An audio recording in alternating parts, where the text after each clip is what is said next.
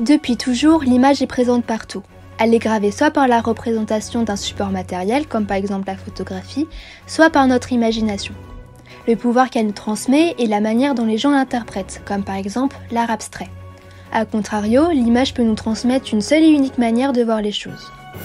On peut prendre comme exemple le recueil de poèmes Calligrammes de Guillaume Apollinaire.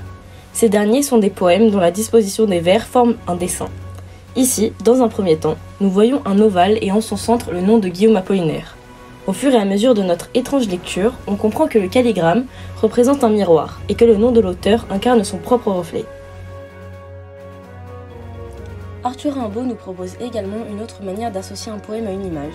À travers le poème Voyelle, écrit en 1871, il associe chaque voyelle à une couleur, ce qui nous force à la visualiser. Cela peut rappeler la démarche de Kandinsky et son trouble synesthésique. Lorsqu'il voit une couleur, il identifie un son et vice-versa.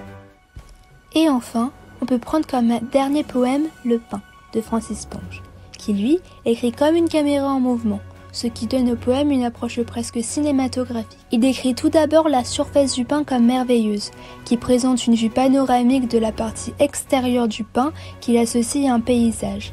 Comme si l'on avait à sa disposition sous la main les Alpes, le Taurus ou la cordillère des Andes. Au fur et à mesure, l'auteur construit un effet de zoom jusqu'à ce que le regard perce jusqu'au sous-sol afin de découvrir l'ami. Mais pour ce poème en particulier, le contexte historique peut invoquer de nouvelles images.